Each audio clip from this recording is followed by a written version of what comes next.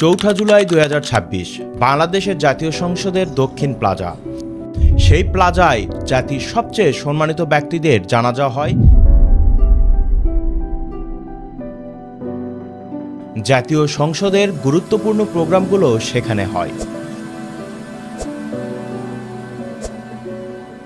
সেই প্লাজায় সেদিন উড়ল আরেকটা দেশের পতাকা। মার্কিন যুক্তরাষ্ট্রের 250তম স্বাধীনতা দিবস, বাজল তাদের জাতীয় সঙ্গীত। আর মঞ্চে দাঁড়িয়ে বিরোধী দলীয় নেতা ডক্টর শফিকুর রহমান বললেন, যুক্তরাষ্ট্র আমাদের একটি পরীক্ষিত বন্ধু রাষ্ট্র।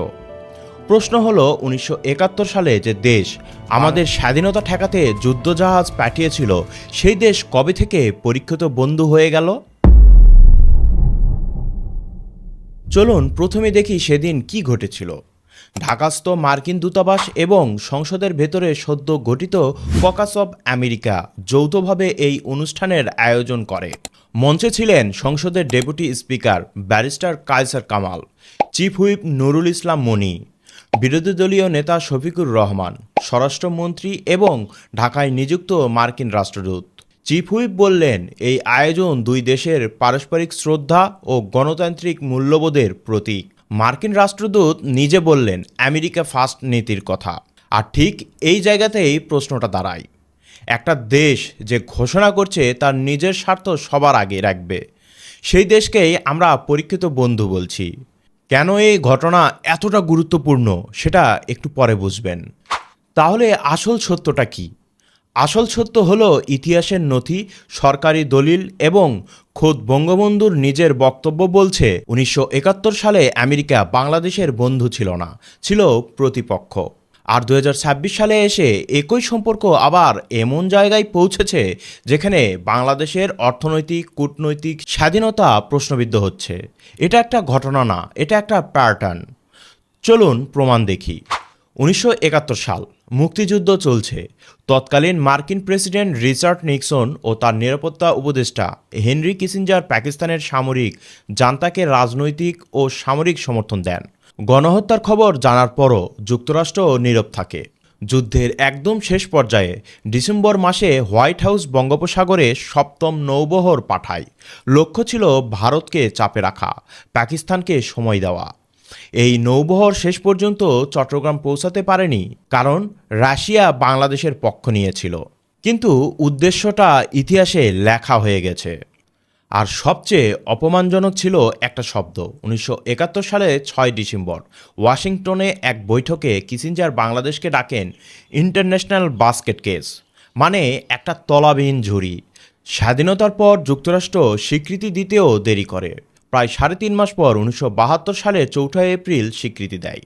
আর এই ইতিহাসের সবচেয়ে জোরালো সাক্ষী স্বয়ং বঙ্গবন্ধু শেখ মুজিবুর রহমানের 1972 সালের 10 জানুয়ারি রেসকোর্স ময়দানের জাতির উদ্দেশ্যে ভাষণে তিনি স্পষ্ট বলেছিলেন, আমেরিকা সরকারকে আমি ধন্যবাদ দিতে পারি না।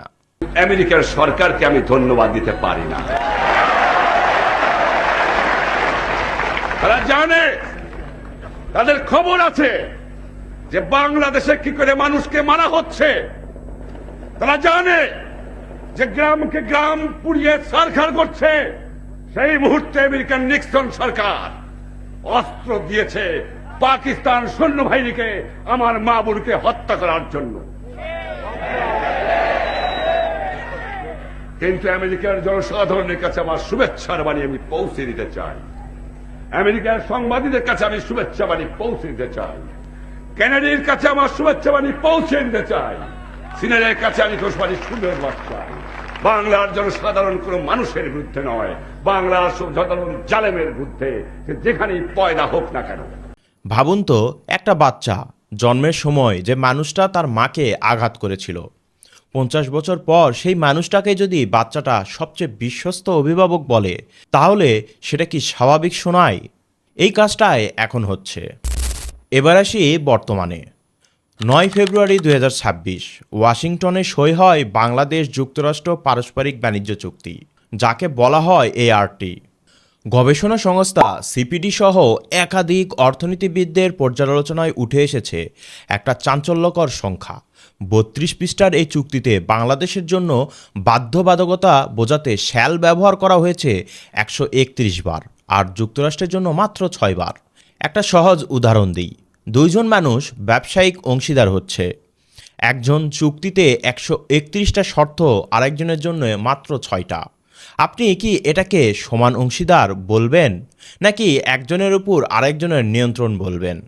এই চুক্তির আওতায় প্রতিবেদনে বলা হয়েছে বাংলাদেশকে প্রতি বছর অন্তত 7 লক্ষ মেট্রিক টন গম কিনতে হবে, যেখানে রাশিয়া বা ইউক্রেন থেকে সাধারণত কম দামে গম পাওয়া যায়। অলরেডি বাংলাদেশ বেশি দামে আমেরিকা থেকে গম কেনা শুরু করেছে। আর এই বিষয়টা নিয়ে সাধারণ জনগণ যখন প্রশ্ন তুলছে, তখন প্রধানমন্ত্রীর তথ্য উপদেষ্টা প্রেস ব্রিফিং করে বলছে এটি জনগণের স্বার্থেই করা হচ্ছে। শুনুন তার বক্তব্য। একটু বেশি দামে যদি গম কেনাও হয়, এটাও সবার আগে বাংলাদেশ। আমি বলছি জি, কেন বলছি? আপনি খেয়াল করবেন, এই চুক্তি যখন করা হয়েছিল তার আগের পরিস্থিতিটা কি ছিল? রেসিপ্রোকাল ট্যারিফ দেওয়া হচ্ছিল, আমাদের গার্মেন্ট প্রোডাক্টের উপরে খুব বড় একটা ট্যারিফ করেছিল। আপনি চিন্তা করুন তো, তখন যেটা হচ্ছে যে ট্রেড ডেফিসিট আছে সেটা কমানোর জন্য কিছু পণ্য তাদের কাছ থেকে আমরা বেশি কিনবো, এই ধরনের একটা আন্ডারস্ট্যান্ডিং আমাদের মধ্যে হয়েছে। আপনার কাছে এই বক্তব্যটা যুক্তিসম্পন্ন যদি মনে হয় কমেন্টে জানাবেন। আগামী 15 বছর প্রায় $15 বিলিয়ন এলএনজি কেনার প্রতিশ্রুতি দেওয়া হয়েছে, আর বিমান বাংলাদেশ কিনেছে 14টি বোয়িং উড়োজাহাজ প্রায় $370 কোটি। বিশ্লেষকরা বলছেন একই মানের বিমান ইউরোপের এয়ারবাস থেকে কিনলে কম খরচে কেনা যেত। আর সবচেয়ে গুরুত্বপূর্ণ সত্যটা এখানে, চীন বা রাশিয়ার মতন নন মার্কেট দেশের সাথে নতুন বাণিজ্য চুক্তি করলে যুক্তরাষ্ট্র শুল্ক সুবিধা প্রত্যাহার করতে পারবে। এর মানে কি? বাংলাদেশের পররাষ্ট্রনীতি এখন শুধু বাংলাদেশের সিদ্ধান্তে চলছে না। এখানে এই ভিডিওর সবচেয়ে বড় প্রশ্নটা দাঁড়ায়, তাহলে কি একটা স্বাধীন রাষ্ট্র সত্যিই স্বাধীনভাবে সিদ্ধান্ত নিতে পারছে? সমর্থকরা বলবেন এটা বাস্তববাদী কূটনীতি, বড় শক্তির সাথে সম্পর্ক রাখতে গেলে কিছু ছাড় দিতেই হয়, আর বিনিময়ে রপ্তানি বাজার ও বিনিয়োগ আসছে। সমালোচকরা বলছেন ছাড় আর নির্ভরতার মধ্যে একটা সীমারেখা থাকে, আর এই চুক্তি সীমারেখা পার হয়ে গেছে। দুটো যুক্তি সামনে রেখে চলুন এবার দেখি খোদ যাদের মুখে বন্ধু শব্দটা শুনলাম তারা নিজেরাই কি বলছেন। সেই একই অনুষ্ঠানে দাঁড়িয়ে শফিকুর রহমান আরেকটা কথা বললেন। তিনি মধ্যপ্রাচ্যের যুদ্ধের বিরতির জন্য যুক্তরাষ্ট্রের কূটনৈতিক প্রচেষ্টাকে স্বাগত জানান এবং ধন্যবাদ দেন। I am expressing congratulations to His Majesty President Donald Trump. প্রশ্নটা এখানে সাংবাদিক মাসুদ কামাল তুলেছেন। তার নিজের ইউটিউব চ্যানেলে বলেছেন যুদ্ধ থামানোর জন্য ধন্যবাদ, ঠিক আছে, কিন্তু যুদ্ধটা শুরু করেছিল কে? ইরানের উপর প্রথম আক্রমণটা কার পক্ষ থেকে এসেছিল? আর যখন যুক্তরাষ্ট্র বুঝলো এই যুদ্ধে জেতা সম্ভব না, তখনই কি যুদ্ধবিরতির আলোচনা শুরু হয়নি? আমেরিকা আবার ইরানের উপর আক্রমণ করেছে। এখন কি বলবেন জামাতের আমির? একটা ধর্মভিত্তিক রাজনৈতিক দলের নেতা, যার নিজের দলের নেতারা ইরানের সর্বোচ্চ নেতার জানাজায় উপস্থিত থেকেছেন, সেই একই মানুষ মধ্যপ্রাচ্যের আমেরিকার ভূমিকাকে স্বাগত জানাচ্ছেন। এই দুটো অবস্থান কি একসাথে চলে? গোলাম মওলা রনি তার ভিডিওতে আরেকটি প্রশ্ন তোলেন, যেটা আরও গভীরে যায়। পৃথিবীর কোনো দেশে কি এমন নজির আছে যে একটা বিদেশি রাষ্ট্রদূত সেই দেশের পার্লামেন্টের চত্বরে নিজের দেশের স্বাধীনতা দিবস উদযাপন করেছে? বাংলাদেশের রাষ্ট্রদূত যদি ওয়াশিংটনের ক্যাপিটল হিলে গিয়ে এমন কিছু করার চেষ্টা করতেন, তার পরিণতি কি হতো একবার কল্পনা করুন। এই প্রশ্নের উত্তর কেউ দিচ্ছে না। আর সবচেয়ে অস্বস্তিকর প্রশ্নটা হলো, আওয়ামী লীগ আমলে যদি অন্য কোনো দেশ, মানে ভারত যদি এই চেষ্টা করত, তাহলে যারা আজ চুপ আছে তারা কি সবচেয়ে বেশি প্রতিবাদ করতো না? এবার আসি ককাস প্রসঙ্গে। দুই ধরনের ককাসের কথা এখানে আসছে। একটা হলো বাংলাদেশ সংসদের ভেতরে সদ্য গঠিত ককাস অব আমেরিকা, আরেকটা হলো যুক্তরাষ্ট্রের কংগ্রেসে বহু বছর ধরে চলা কংগ্রেশনাল বাংলাদেশ ককাস। শুনতে দুটোই বন্ধুত্বের প্রতীক মনে হয়, কিন্তু গঠন প্রক্রিয়া দেখলে পার্থক্যটা স্পষ্ট হয়। মার্কিন কংগ্রেসের ককাসের নিজস্ব বিবরণেই বলা আছে এর লক্ষ্য টেক্সটাইল রপ্তানি সহজ করা, মানবাধিকার ও গণতন্ত্র ইস্যুতে বাংলাদেশের উপর নজর রাখা এবং দ্বিপক্ষীয় সম্পর্ককে যুক্তরাষ্ট্রের শর্তে এগিয়ে নেওয়া। আর বাংলাদেশ সংসদের ককাসটি গঠিত হয়েছে মার্কিন রাষ্ট্রদূতের সাথে যৌথ আয়োজনে, একই মঞ্চে একই দিনে। একটা সহজ বিষয় কল্পনা করুন, দুই টিমের মাঝে যদি একজন বলে, আসো আমরা একটি কমিটি বানাই যেখানে তোমার বাসার সিদ্ধান্ত নিয়েও আমি নিয়মিত খোঁজখবর রাখব, আর অন্যজন খুশি মনে রাজি হয়ে যায়, তাহলে সেই কমিটি আসলে কার স্বার্থে কাজ করবে? সমালোচকরা বলছেন এই ধরনের ককাস মূলত একটা পর্যবেক্ষণ ব্যবস্থা, যেখানে বাংলাদেশের অভ্যন্তরীণ সিদ্ধান্তের উপর একটা বিদেশি রাষ্ট্রের প্রাতিষ্ঠানিক নজরদারির সুযোগ তৈরি হয়। এখানে একটা কথা স্পষ্ট করে বলা দরকার, 2024 সালের জুলাই আন্দোলন এবং শেখ হাসিনার পদত্যাগের পেছনেও যুক্তরাষ্ট্রের হাত ছিল। সেটি স্পষ্ট করেছেন যুক্তরাষ্ট্রের প্রেসিডেন্ট ডোনাল্ড ট্রাম্প। আবার অন্যদিকে বাংলাদেশের সাবেক প্রধান উপদেষ্টা তিনি নিজে বলেছেন এই আন্দোলন ছিল মেটিকুলাস ডিজাইন। এই দাবির পক্ষে সরকারি কোনো নথি নেই, কিন্তু যেটা সত্য এবং নথিভুক্ত সেটা হলো 1971 সালে আমেরিকার প্রকৃত ভূমিকা আর 2026 সালের বাণিজ্য চুক্তি ও সংসদ চত্বরে এই আয়োজন। এই দুটো ঘটনার মাঝে 55 বছরের ব্যবধান, কিন্তু প্যাটার্নটা একই। সিদ্ধান্ত নেওয়া হচ্ছে আমেরিকার স্বার্থে, বলা হচ্ছে বাংলাদেশের নামে, আর এই বাংলাদেশের নামে চালিয়ে দেওয়ার জন্য সহযোগিতা করছে কিছু স্বার্থনিশী মহল। সাংবাদিক মাসুদ কামাল একটি অনুষ্ঠানে বলেছেন, গোলামি না আজাদি, আমেরিকার পাচাটি। তাহলে ফিরে আসি প্রথম প্রশ্নে, আমেরিকা কি বাংলাদেশের পরীক্ষিত বন্ধু? ইতিহাস বলছে 1971 সালে তারা আমাদের স্বাধীনতার বিপক্ষে ছিল। বর্তমান চুক্তি বলছে আজও তারা তাদের নিজেদের স্বার্থকে সবার আগে রাখছে। নিজেদের মুখেই বলছে আমেরিকা ফার্স্ট।